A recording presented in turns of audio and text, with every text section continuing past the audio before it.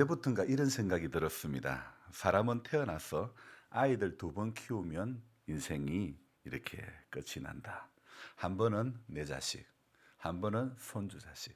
내 새끼, 손주 새끼 키우고 보면 인생이 끝이 나는데, 그래서 두 번의 아이들을 키우다 보면 하나님 부르실 때 본향으로 다 떠나가는 것입니다. 한 사람의 인생이 그렇게 끝이 난다고 여러분 공감이 됩니까? 한 해는 여러분 그럼 어떻게 끝이 납니까? 시골에서 농사를 짓는 농부들이야 이런 말씀들을 하죠.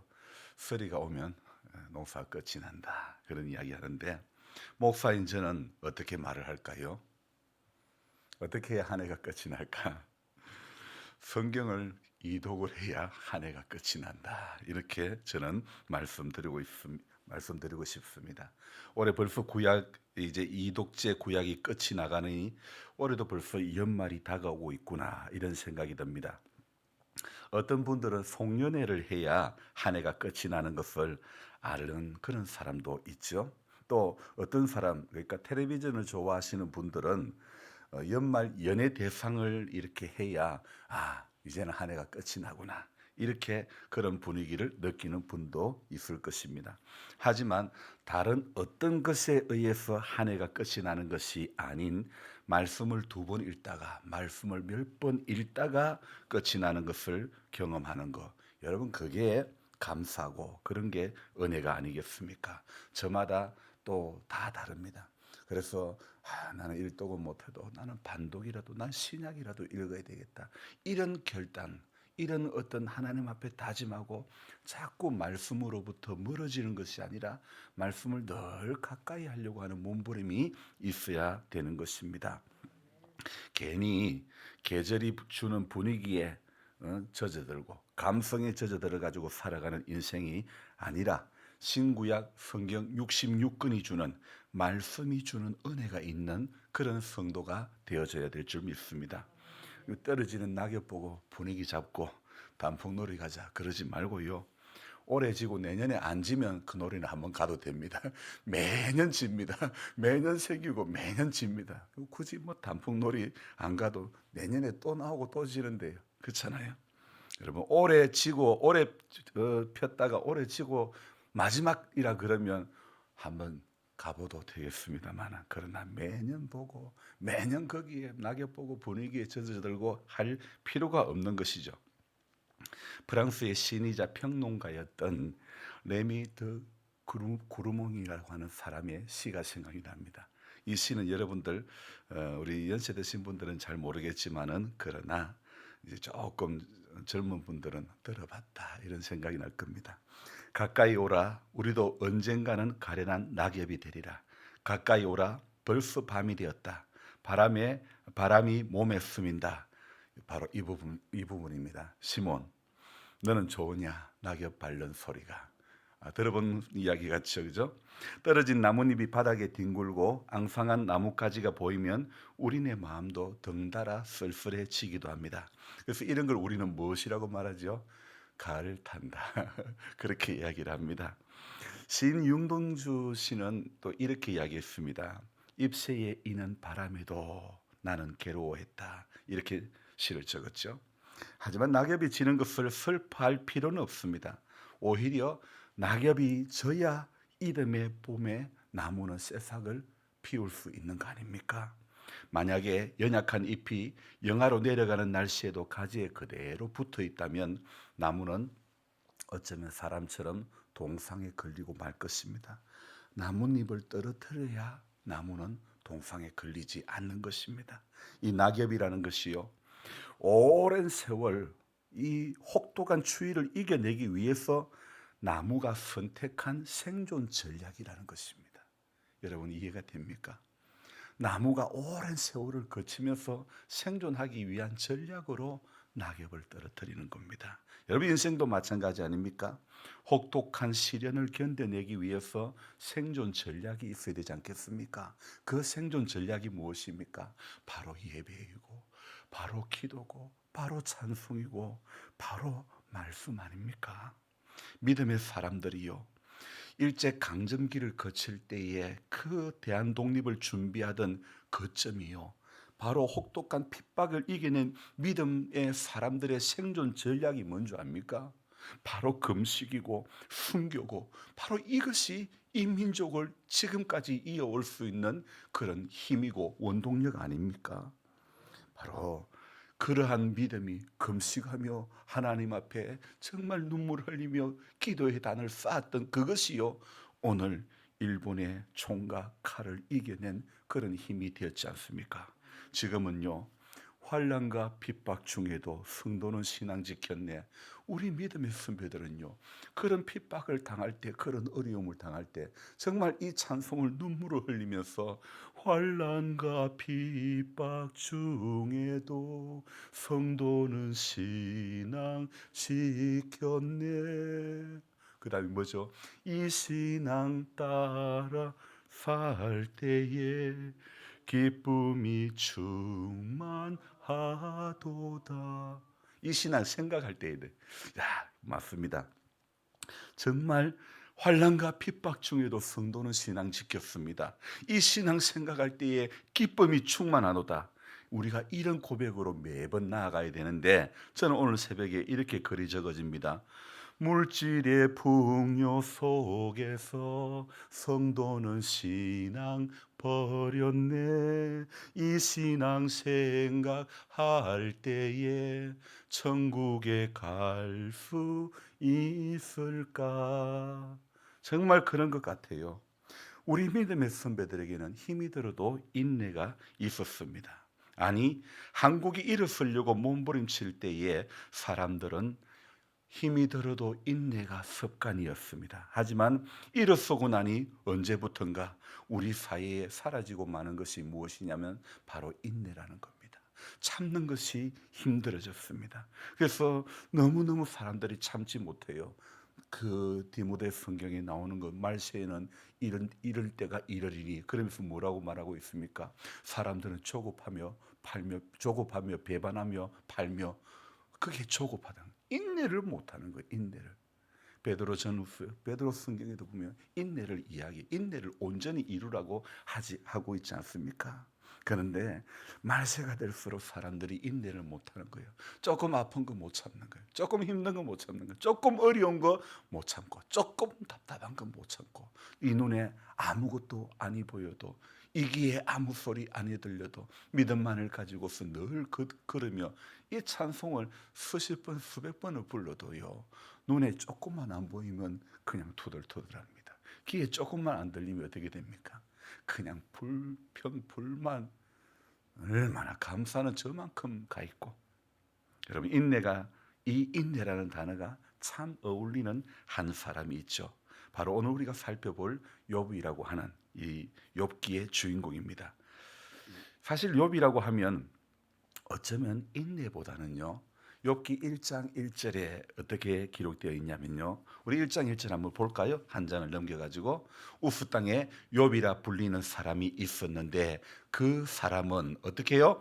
온전하고 정직하여 하나님을 경외하며 악에서 떠난 자더라. 그래서 욥이라고 하면요, 첫 번째 떠오르는 단어가 온전이고 정직이고 경외, 악에서 떠난 자. 이 욥이라는 사람, 이 욥의 이름의 뜻이 뭐냐면 완전하다, 고결하다, 그리고 또 성실하다, 이런 뜻이 담겨져 있는 그런 이름인데요. 이 욥은 1절에 하나님이 평가한 온전과 정직과 경외, 이것 그뿐 아니죠. 8절에 또 무엇이라고 평가합니까? 하나님께서 사탄에게 이렇게 말합니다. 네가 어디서 왔느냐? 네가 내 종 욥을 주의하여 보았느냐? 자, 거기서부터 같이 읽습니다. 그와 같이 온전하고 정직하고 하나님을 경외하며 악에서 떠난 자는 세상에 없다. 자, 하나님의 평가가요, 욥에 대한 하나님의 평가는 온전하고 정직하고 경외하고 악에서 떠났다, 이렇게 하나님 말씀하고 있죠. 자, 그뿐 아닙니다. 오늘 우리가 읽었던 2장 3절 다시 여기 볼까요? 여기 똑같이 내가 내 종 욥을 주의하여 보았느냐, 또 거기서부터 같이 읽습니다. 그와 같이 온전하고 정직하여 하나님을 경외하며 악에서 떠난 자가 세상에 없느니라. 아멘. 자, 여러분 1장 1절이나 1장 8절이나 2장 3절이나 같은 맥락의 말씀이죠. 어떤 말씀? 하나님께서 욥을 어떻게 평가하고 있는가 여기에 기록이 되어 있는 것입니다. 자, 여러분 욥에게 어울리는 단어는 온전이라는 단어, 정직이라는 단어, 경외라는 단어, 악에서 떠난 자라는 그런 단어, 이 단어로 하나님께서 평가를 하고 있죠. 그런데 오늘 하나님께서 영거푸 사탄에게 네가 내 종 욥을 주의하여 보았느냐, 주의하여 보았느냐. 오늘 이 두 구절을 볼 때 이 앞에 1장 8절, 2장 3절 똑같이 주의하여 보았느냐, 주의하여 보았느냐 이렇게 여호와께서 말씀하고 있죠. 자, 오늘 욥에게 다른 사람에게 볼 수 없었던 온전과 정직과 경외와 악에서 떠남 이렇게 하나님께서 욥에게 평가를 하고 있는데 똑같이 이렇게 나오는 반복해서 하고 있는 것 어쩌면요 하나님은요 오늘 SBS에 세상에 이런 일이 여러분 다 아시죠? 세상에 이런 사람이 없다. 세상에 이런 사람이 없다. 세상에 없다. 이야기하고 있지 않습니까? 세상에 없다고 말씀하신 분이 누굽니까? 하나님, 여호와 하나님. 1장 1절에도 8절에도 2장 3절에도 그 말씀을 한 주체는 바로 여호와께서입니다. 여호와 하나님이십니다. 믿음 생활에는요, 여러분 우리 알아야 됩니다. 사람이 이랬다 저랬다, 사람이 뭐라 하더라, 사람이 뭐라 하더라, 그거 소용 아무것도 없습니다. 우리는 살아가면서 사람이 이런 말 저런 말 하면 거기에 막 그냥 속이 부글부글 끓어가지고 누가 그랬다더라 이러면 막 거기에 막 난리를 피우는데 여러분 중요한 것은요. 사람이 뭐라 그래도 세상 사람 날 부러워 아니하여도 나도 역시 세상 사람 부럽지 않네. 여러분 세상 사람 우리 세상에 사람이 누가 뭐라 그래도요 하나님이 나를 뭐라고 말씀하고 있는가 우리 여기에 조금 더 신경을 써야 되는 것입니다. 하나님이 나를 뭐라고 말씀하실까 여기에 우리 마음이 거기에 집중돼야 되지 않을까요? 제가 마을의 할머니들과 같이 뉴스를 보면서 이렇게 들은 이야기인데 뉴스에 이제 대통령이 나왔습니다. 대통령을 세워놨으면 말랐고 저러고 나대산노 그러는 거예요. 이게 무엇입니까? 사람들의 평가입니다. 중요한 것은 하나님의 평가인데 사람들이 보기에는 아닌 듯 싶어도 하나님 보기에는 맞을 수 있고 하나님 보시기에 맞은 듯 하나 그래서 사울처럼 초대 왕으로 세움을 받았지만은 또 세움을 받은 후에 변질이 되는 사람들도 있더라 이겁니다. 그래서 중요한 것은요.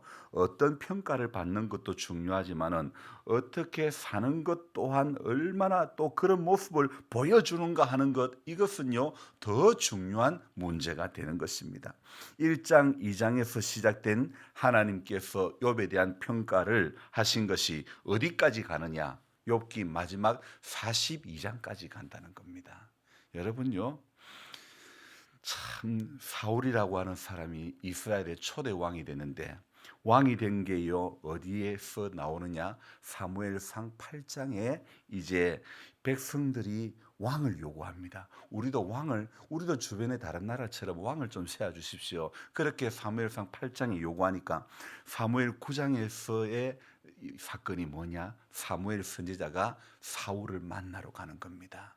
그리고 이제 9장 말미에 사울에게 기름을 붓고 사무엘상 10장에서 왕으로 사울을 등극을 시킵니다.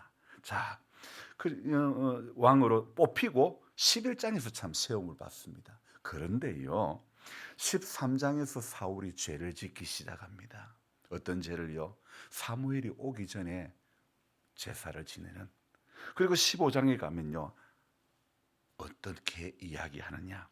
하나님께서 이런 말씀하십니다. 사무엘상 15장 11절에 내가 사울을 왕으로 세운 것을 후회하노니 성경에 하나님께서 후회하신다는 단어가 많이 안 나옵니다. 여기에 내가 사울을 왕으로 세운 것을 후회한다. 이렇게 말씀하고 있습니다. 여러분, 자, 정리를 해봅시다. 기름을 붓고 왕으로 옹립되고 그리고 변질되어 죄를 짓고 버림받기까지 불과 몇 장이냐? 사무엘상 7장밖에 안 되는 겁니다. 이 모든 일련의 일들이요, 7장 안에서 일어난 사건이라는 거죠. 자, 오늘 우리가 이 7장 안에 일어난 사건, 분명히 사무엘상 9장에서 하나님께서 이런 말씀하십니다. 내일 이맘때에 내가 베냐민 땅에서 한 사람을 네게 보내겠다. 그 사람이 바로 누구냐? 사울 아닙니까? 네게 보내겠다. 네는 누굽니까? 사무엘 아닙니까?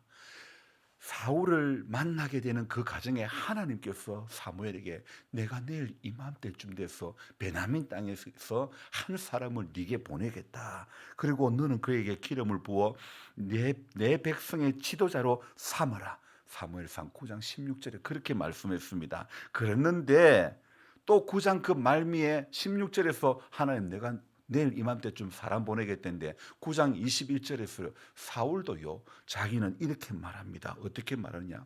나는 이스라엘의 가장 작은 지파 베냐민 사람이 아닙니까? 또 나의 가족은 베냐민 지파, 그 가족 모든 가족 중에서 가장 미약하지 않습니까?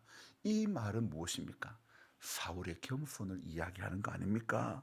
이런 사울이었지만은 이런 사울의 모습은 9장에서 이런 겸손의 모습을 보였던 사울이 이제 4장이 지나가면 13장에서부터 제사장 이 사무엘이 이렇게 집례를 해야 될 걸 자기가 이렇게 집례하고 마는 거죠. 사무엘이 정한 기한에 오지 않는다고 해가지고 제사를 집례하는 죄를 범하고 그리고 15장에 가서 버림을 당하는, 어떤 사람은 불과 7장 사이에 변질되고 버림받고 비참한 죽임을 맞이하게 되지만은 오늘 이 욥기의 주인공 욥은요 42장에 가서도 버림받지 않는 겁니다.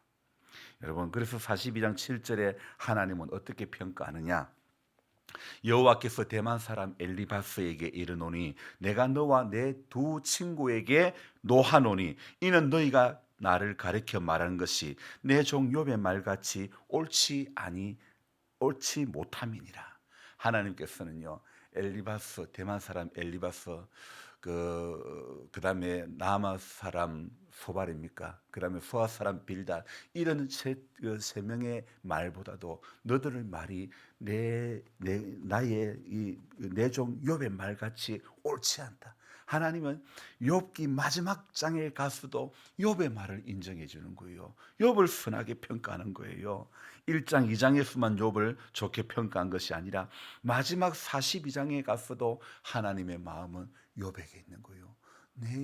이 세상에 이런 일이 없다. 세상에 이런 사람이 없다. 세상에 이 욥의 말이 다 옳다. 이렇게 좋은 평가를 하고 있죠. 이 모든 것에 이런 좋은 평가를 받을 수밖에 없었던 것은 욥이 온전하고 정직하고 하나님을 경외하고 이 일을 한 번만 악에서 떠난 것이 아니라 젊었을 때 반짝 믿음이 아니고 한결같이 하나님 앞에 욥은 인내하면서 나갔던 한 사람이라는 것을 저와 여러분들이 알아야 됩니다. 여러분, 하나님 앞에 선한 평가를 받으려면 온전도 중요하고 정직도 중요하고 경외도 중요하고 악에서 떠나는 것도 중요하지만은 끝까지 가는 인내가 참으로 중요한 줄 믿습니다. 신앙은요 기다릴 줄 아는 거.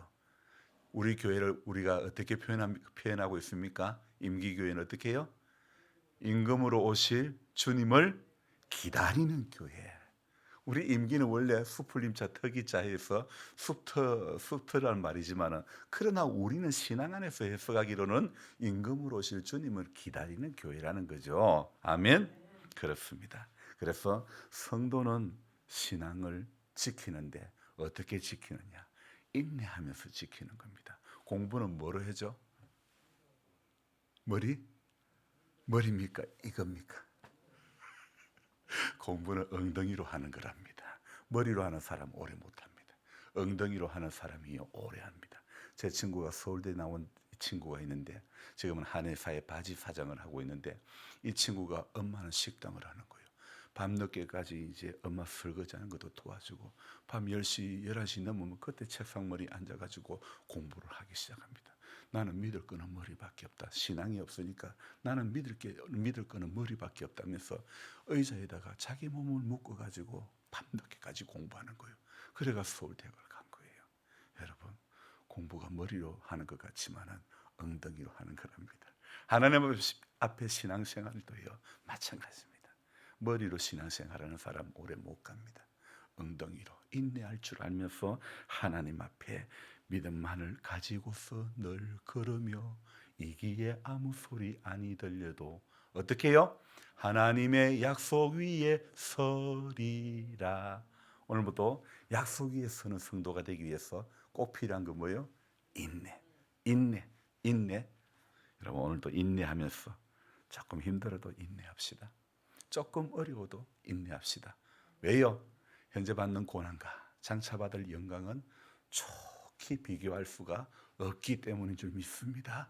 아멘. 기도합시다. 하나님 아버지, 인생 살아오면서 자식 2분 키워보니까 인생이 끝이 난다는 말이 맞는 것 같습니다. 한 번은 내 자식 키워보면서, 한 번은 손주 키워보면서, 하나님, 언젠가 하나님 앞에 부름을 다 받을 터인데 그 시점까지 우리 인내하는 믿음의 사람 되어지게 해 주시옵소서. 하나님 앞에 초대 이스라엘 왕으로 부름을 받아 옥립이 되었지만 불과 성경 몇 장 사이에 죄를 짓고 변질되고 하나님께서 내가 사울을 왕을 세운 것을 후회한다고 말씀하실 수밖에 없는 그런 인생이 될 것이 아니라 끝까지 욥기 1장에서 시작된 하나님에 대한 평가는 욥기 마지막 장까지 욥에 대한 평가는 한결같았음을 우리는 보았습니다. 하나님, 우리가 이 믿음을 지키고 살아가고자 할 때도 하나님, 젊었을 때, 건강할 때에, 문제 없을 때에 하나님 앞에 그렇게 하나님 좋으신 분이라고 찬양하고 그런 모습이 아니라 힘들고 어려울 때도 하나님을 높일 수 있는, 경외할 수 있는, 악에서 떠나는 자가 될 수 있는 그런 우리들 되어지게 해 주옵소서. 하지만 이스라엘 백성들의 과거의 역사를 우리는 낱낱이 알고 있습니다.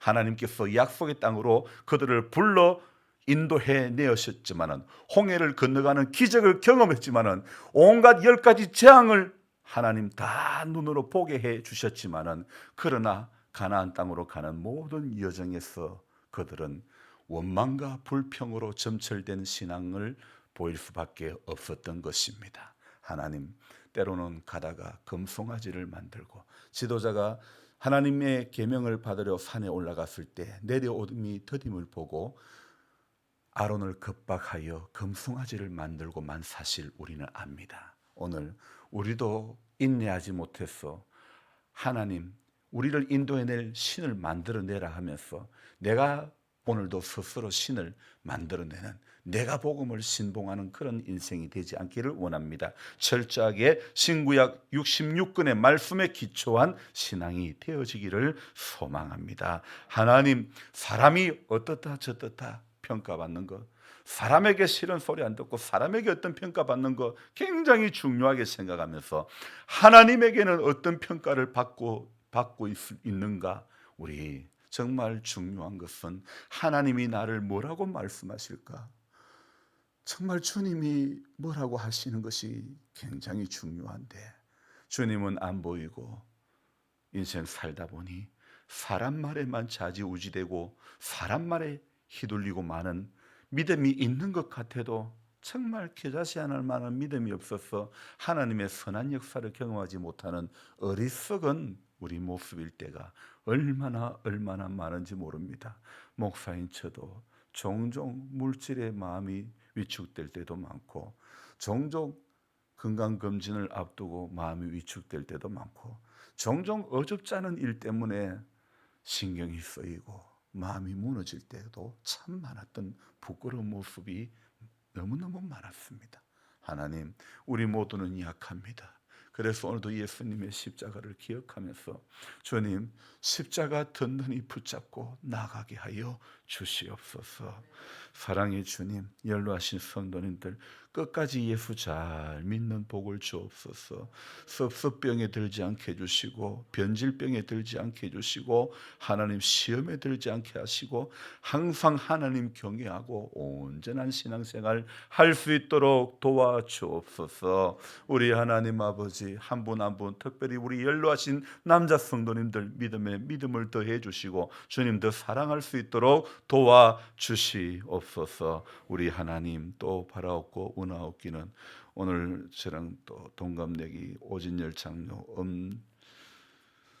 집사님 간 이식 수술을 하게 됩니다. 하나님의 선한 손길이 함께 해주시고 하나님 큰 질고 가운데서 큰 고난 가운데서 내 하나님의 선한 손길이 나와 함께 하심을 경험할 수 있는 귀한 은혜가 있기를 원합니다. 하나님 집도하시는 의사 분들과 의료진들 하나님 그 손길 하나하나 붙들어 주시고 실수하지 않게 해주시고 한치의 오차도 없이 하나님 가장 안전하고 가장 정직하게 정확하게 치료가 또 수술이 되어질 수 있도록 회복이 되어질 수 있도록 축복하여 주시옵소서. 하나님 오늘도 복된 하루 이번 한 주간도 예수 안에서 기뻐할 수밖에 없는 하루가 되게 하여 주시옵소서. 존귀하신 예수님의 이름으로 감사하며 기도드리옵나이다. 아멘. 간절한 마음으로 주여 부르고 기도합니다. 주여 주여 주여.